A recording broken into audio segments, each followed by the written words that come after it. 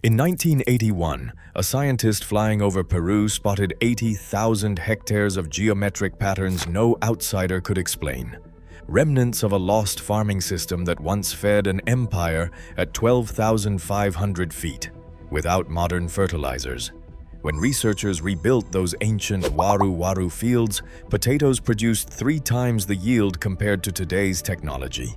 The Spanish conquerors missed it entirely, and modern farmers are desperate to get it back. How did a solution this powerful vanish for centuries, and why might it hold the key to surviving the world's toughest climate crises? Clark Erickson leaned against the scratched window of a small plane as it traced a slow arc over the Bolivian side of Lake Titicaca. Below him, the land was a patchwork of strange, repeating shapes, long ridges and channels zigzagging for miles across the flat brown plain. From the air, these patterns looked deliberate, almost like an ancient code etched into the earth. Erickson, an archaeologist trained to spot the traces of lost civilizations, had never seen anything like it. The pilot pointed out that these lines stretched beyond the horizon, covering an area nearly 80,000 hectares, a footprint so vast it defied easy explanation. On the ground, these earthworks had been swallowed by grass and sediment, invisible to anyone walking among them. Only from above did their full geometry reveal itself, a landscape engineered not by nature, but by human hands thousands of years ago. Satellite images and aerial photographs poured in. The patterns were everywhere around the lake, each ridge and channel forming a grid that seemed too organized to be accidental. Erickson's colleagues in the United States and Peru were skeptical at first. Some dismissed the ridges as the work of wind and water or the remnants of ancient riverbeds. But the scale, the precision, and the repetition pointed to something else, a system built with purpose, not chance. Questions piled up. Who had built these fields? For what purpose? And why had such an enormous project vanished from history? The Spanish chroniclers who documented Andean agriculture in obsessive detail never mentioned anything like this. Local farmers had stories about the land, but even they had no memory of what these ridges once meant.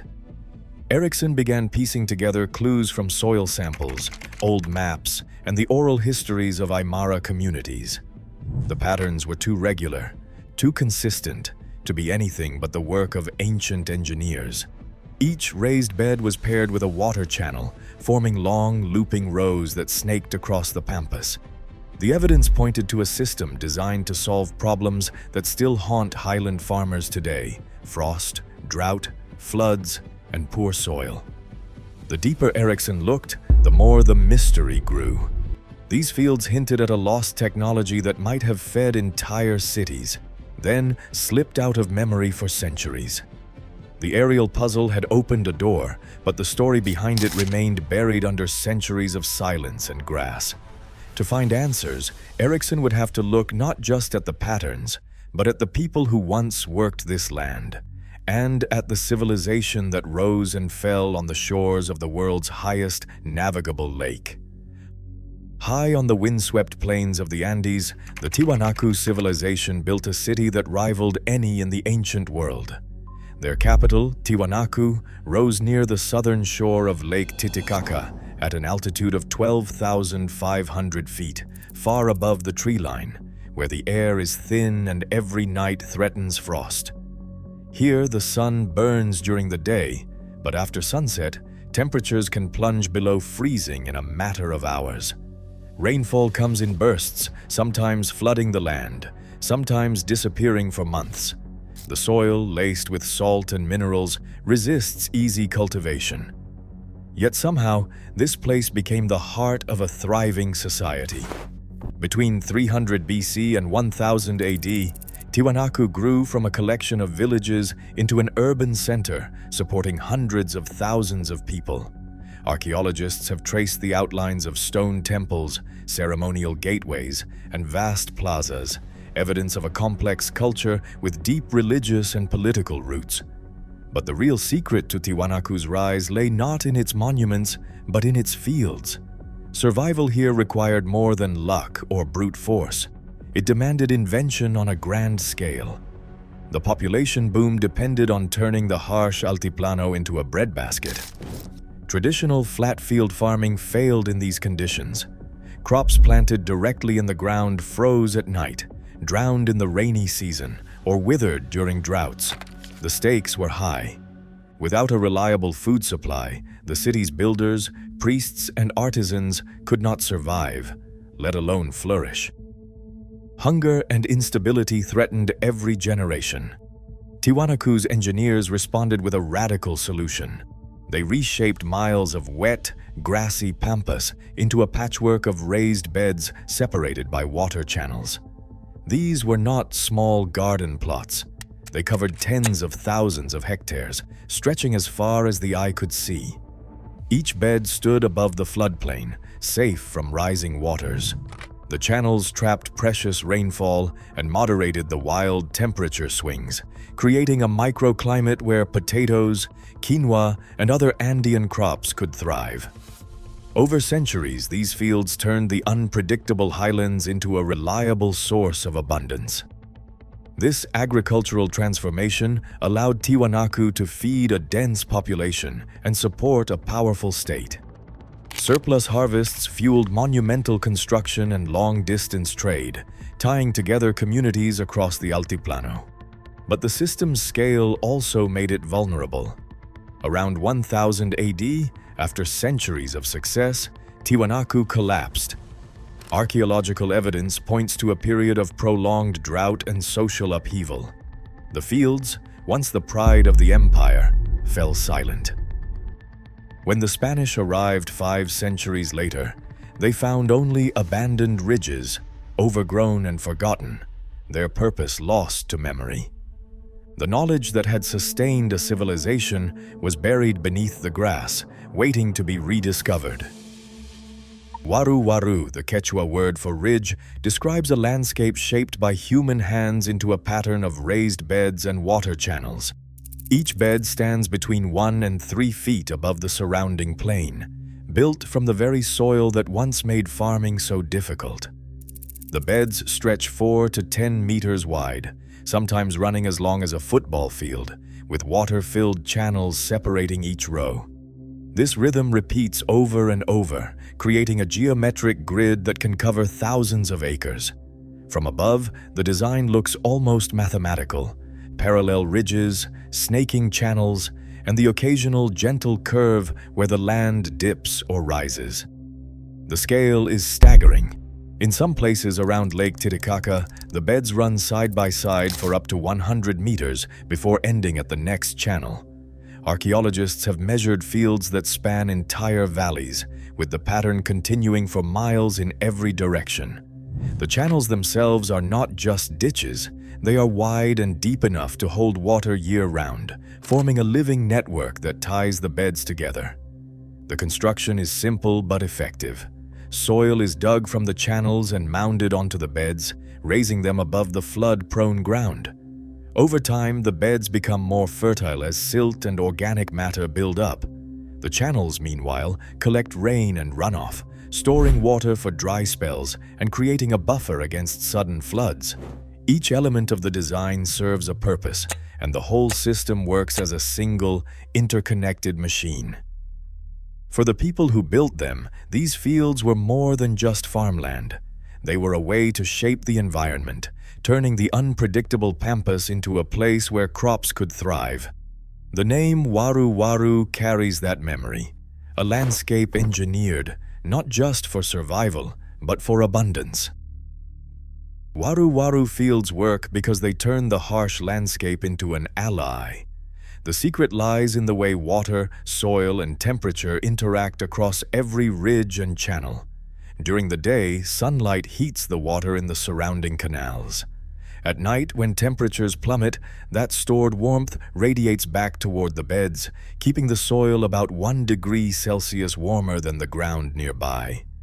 In a place where a single frost can wipe out a crop, that small buffer can mean the difference between survival and disaster. The channels do more than moderate temperature. They also act as natural reservoirs, soaking up rainfall and holding it close to the roots of the crops. When drought hits, moisture seeps from the canals into the beds, keeping plants alive while neighboring fields dry out. In wet seasons, the beds sit safely above floodwaters, while excess rain flows into the channels instead of drowning the crops. This balance of water storage and drainage protects against both extremes, season after season. Beneath the surface, another process unfolds. Aquatic plants flourish in the canals, feeding on sunlight and nutrients. When these plants die, they sink and decompose, forming a layer of rich, dark muck. Each year, farmers scoop this sediment onto the beds, renewing the soil without buying fertilizer or hauling manure. Over time, this cycle turns even poor, salty ground into a living, self-fertilizing system. The fields improve with age, not decline. Every element of the waru design, from thermal mass to water movement to nutrient cycling, works together. The result is a microclimate where potatoes, quinoa, and other Andean crops can thrive, even when the weather outside the grid is unforgiving. This ancient method created not just fields, but a living machine, fine-tuned for resilience long before the word existed. In the southern highlands of Peru, shovels and foot plows cut into the earth for the first time in centuries. It was 1981, and local Aymara farmers gathered beside archaeologist Clark Erickson, ready to revive a system their ancestors had abandoned generations before. No machines rumbled across the pampas. Instead, hands and wooden tools shaped the land, just as it had been done 1,000 years earlier. Sod was sliced and lifted, forming long, narrow beds. Soil from the channels was piled onto the ridges, each pass restoring the ancient pattern: raised bed, water channel, raised bed, water channel. The work was slow and heavy. Each bed stretched up to 100 meters, and the channels needed to be deep enough to hold water through the dry season. Laborers moved in lines, lifting, digging, and tamping down the soil. Children carried grass and reeds to line the channels, while elders remembered songs and stories about the old ways. There was no blueprint to follow, just the memory of patterns visible from the air, the shape of ridges hidden beneath the grass, and the advice of those who had watched the land for decades. This was more than an experiment. For the Aymara families, it was a chance to reconnect with a lost inheritance. The fields rose out of the plain, row by row, until the old geometry was restored. When the last bed was finished, seeds were pressed into the new soil. Potatoes, quinoa, and canihua, crops that had once fed empires, were planted by hand. For the first time in 5 centuries, the land would test the wisdom of its earliest farmers. The harvest would come soon enough, but for now, the work itself was a quiet act of reclamation, a bridge between memory and survival. When the first harvest came in, the numbers left no room for doubt. Potatoes grown in the restored waru fields piled up 3 times higher than those from neighboring plots. No chemical fertilizers had been used, no pesticides, no modern machinery. Just the ancient method, rebuilt by hand. The researchers and local farmers weighed the baskets, counted the tubers, and checked the soil. The results were clear. The waru fields produced 3 times as much food as conventional flat fields, even outpacing plots treated with commercial fertilizer. The cost difference stood out just as sharply. While nearby farmers paid for imported chemicals and struggled with unpredictable yields, the waru system ran on free resources. Nutrients came from the muck scooped out of the channels, created by decomposing aquatic plants. Water was stored in the canals, ready to be drawn up by the crops during dry spells. Every input came from the land itself, requiring only labor and local knowledge. For the scientists involved, these results were more than a curiosity. They were a challenge to the assumptions of modern agriculture. The data showed that a 3,000-year-old technique could outperform the best efforts of industrial farming and do it with 0 purchased inputs. The experiment did not just confirm the old stories. It forced a reckoning with the idea that progress always means more technology, more chemicals, more cost. The waru-waru fields delivered abundance where others failed, and the evidence was impossible to ignore. Word of the harvest spread quickly among researchers and farmers alike. If a forgotten method could triple yields without fertilizer, what else might be hiding in the past, waiting to be recovered? The success of the experiment set off a new wave of questions and a growing sense that the answers to today's problems might already exist, buried in the memory of the land. In 2023, the high plains of Puno, Peru, faced their worst drought in 60 years. Across the region, fields withered and harvests failed. Yet in scattered pockets along the edge of Lake Titicaca, something different happened. Farmers who had rebuilt waru-waru fields watched their potatoes and quinoa survive while their neighbors' crops vanished. The water channels, dug by hand and filled only with rain and runoff, kept the soil moist long after the last storms had passed. Even as the air dropped below freezing at night, the beds stayed just warm enough to protect the young shoots. One Aymara farmer, standing beside a basket of new potatoes, summed it up simply: "We can be in peace because we have our potatoes and quinoa." For families here, the ancient method meant food security when everything else failed.